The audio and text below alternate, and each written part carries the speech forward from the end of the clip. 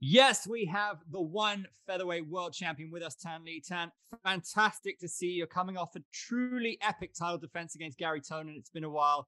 He is a world-class grappler. You're coming up against a very dangerous striker.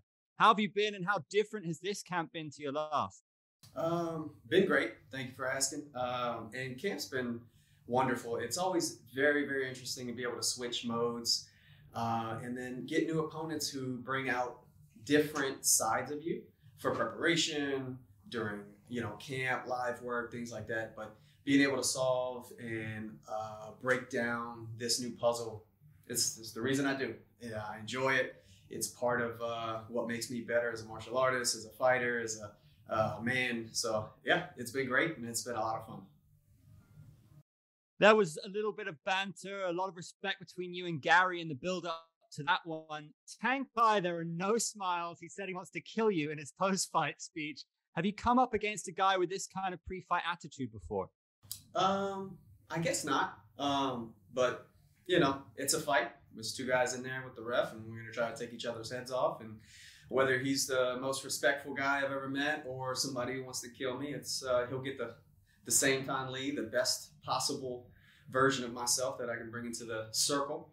No matter what, I'm always doing exactly the same things, following what I believe is the right plan at the right time to get me to the point where I can be successful in defending this belt.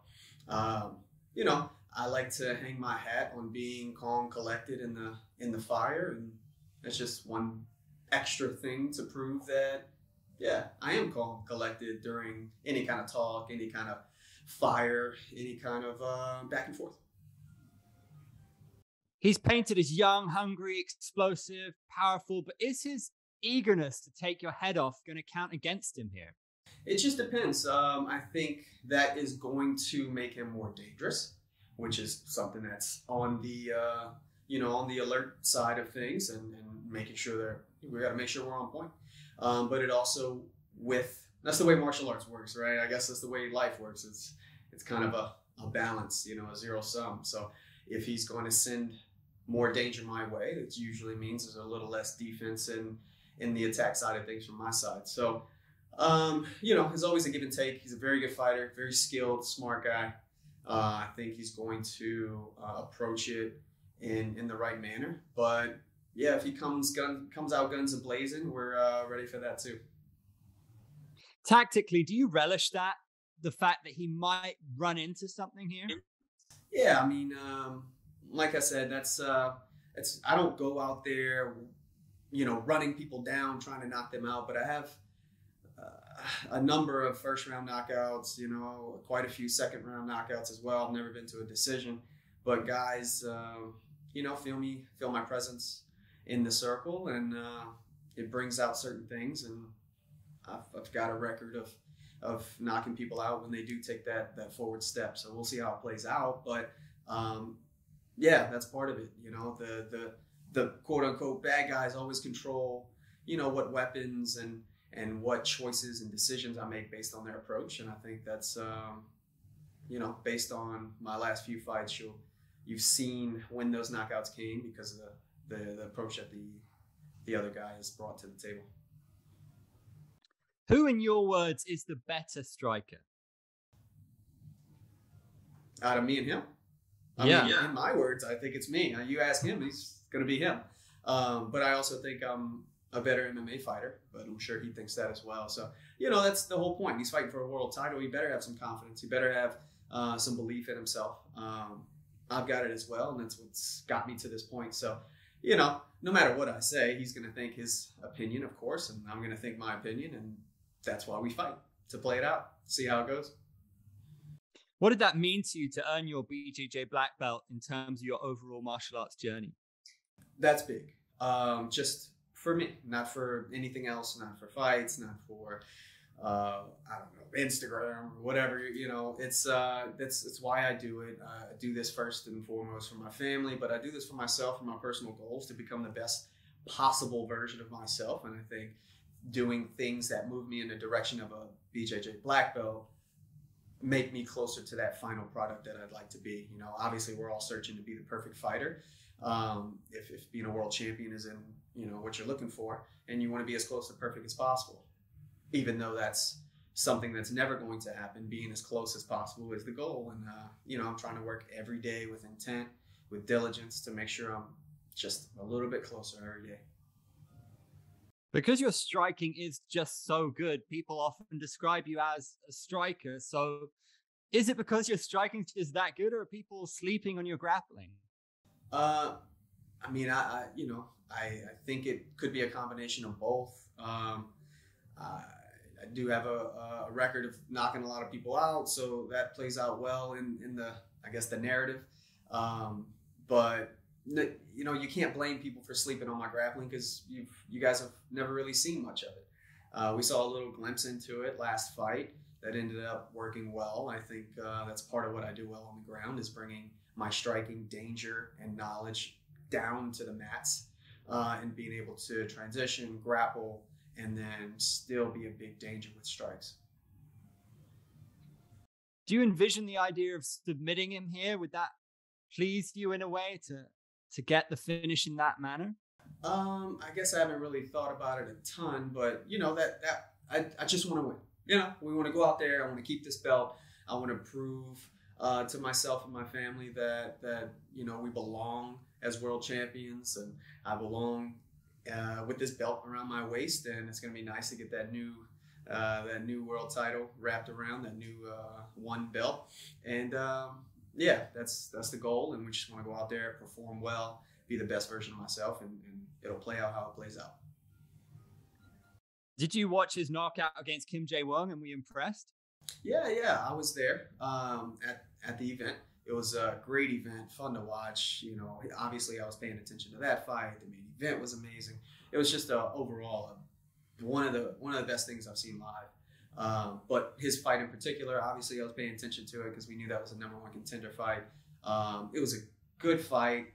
I think Kim, made a couple of big mistakes, and he paid for it. And that's what guys that I'm going to fight every single time from here on out are going to do. You make a big mistake, you're going to pay for it. And Tang Kai did his job and finished it. And if I go out there and make the same mistake, he'll go out there and finish me. So we got to make sure we're on the good side of that. What do you think of when you hear him kind of talking trash to you? What's your reaction? This blank, nothing. I go out there and do my job no matter what. I get words, I get faces, mean mugs.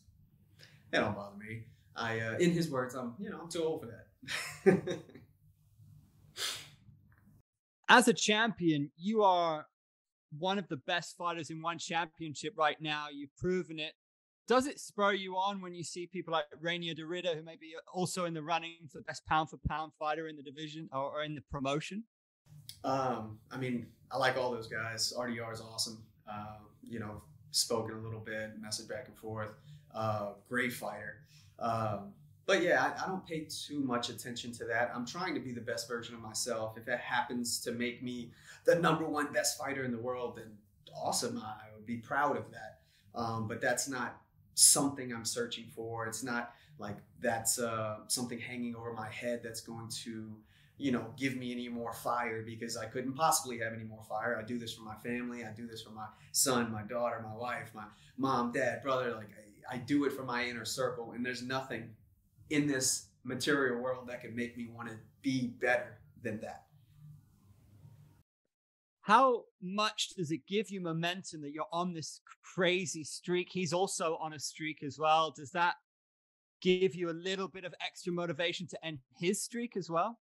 I think it does wake you up in the morning for camp. You think about those things like, man, this guy's really good. So was the last guy I fought, and so was the guy before that. You know what I mean? And that's why I do this, to fight the baddest guys on the planet. He's one of them. He's earned his spot. And this is why I do this sport. It wakes you up, gets you into camp, keeps you motivated, keeps you moving in the right direction, makes you put in the extra hours. But to me, that person is a skill set. That person is dangers that he brings into the circle with a blank face. I don't care who he is. I care what he does as a fighter, and I care what skills and dangers he presents, and I've got to solve that puzzle. You have a lot of dangerous weapons. Which have you been sharpening recently, would you say? What are you looking to showcase here? Um, that's a good question. I think without giving too much of any kind of game plan, I think mixing my striking completely, bringing all of my weapons to the table is going to be big. Whether that's close range stuff, whether that's long range things that you guys have seen me do in the past. And then the job is to mix that all really well, accordion style, to bring that in, bring it out, be able to attack at the right moments. What do you think his most dangerous weapon is? He's got a lot. He's got speed, power. He's a sharp guy. That left leg brings some danger. That left hook brings some danger. Obviously, he stung Kim with that right hand and the left hook. He likes that setup and that presentation and orientation. But I think it's more about the moments that he likes to strike on, and not particularly the weapons, because he's all around a great striker. If I'll let him hit me with what's something I didn't say, a right hand uppercut, I'm sure he could put me to sleep. The idea is just to not let those moments happen, and to be able to be, in his face and out of his face whenever we want to control that. He's never submitted anybody. You're a BJJ black belt. Is that an area of weakness and a big factor in this fight? I'm not sure if it's an area of weakness. We haven't seen a ton of his grappling. We've seen a little bit in some of the fights. He's got a good double leg. He has, good wrestling moments. I've seen him on bottom. I've seen him on top a little bit. And, I think it's, like I said earlier, I think I'm a better all-around mixed martial artist. I think I bring a lot to the table as far as mixing in grappling and striking, standing and grappling, obviously. I think there are some areas that we want to exploit in the striking aspect, in the wrestling aspect, and in the grappling aspect of things. It may transpire that you're busy celebrating, but will you make your way circle side? How intrigued are you by Okra Yun and Christian Lee? What's going to go down there? Hopefully we're celebrating and we're not dealing with any injuries or anything like that, but very interested. I've bumped in and had conversation with both of those guys. Very, very humble, great fighters, smart guys.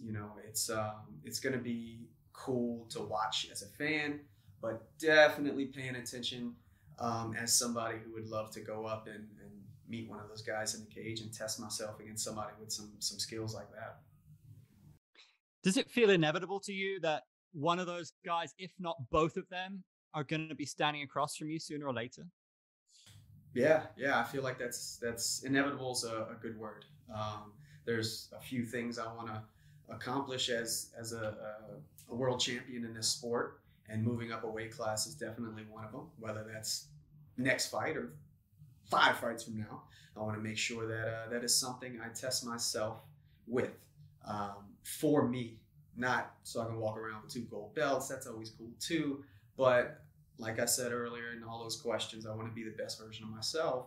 And I think going up and challenging myself in that type of aspect with a bigger, longer, rangier guy with those skill sets, whether it's Oak or Christian, is something I have to do. It's for me, and it's a great challenge, great test, and it wakes you up in the morning for camp.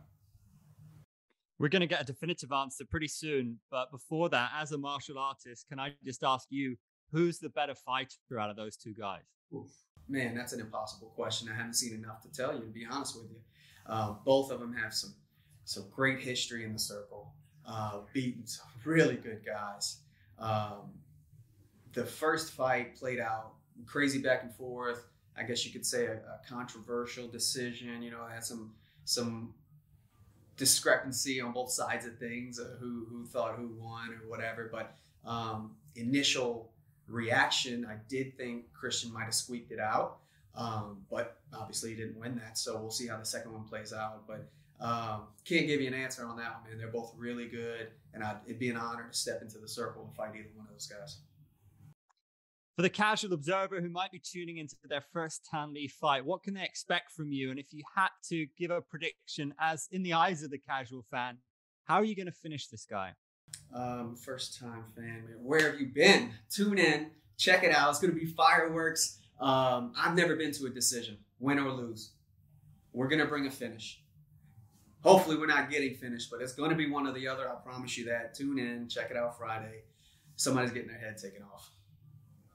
This is the Thanh Le way. Prediction. Got to go my way, obviously. I think we're going to win this. I think it's going to be a KO in third round. We like it. Brilliant stuff, champ. Good luck. Always good to see you, or to hear you, in fact. Thank you.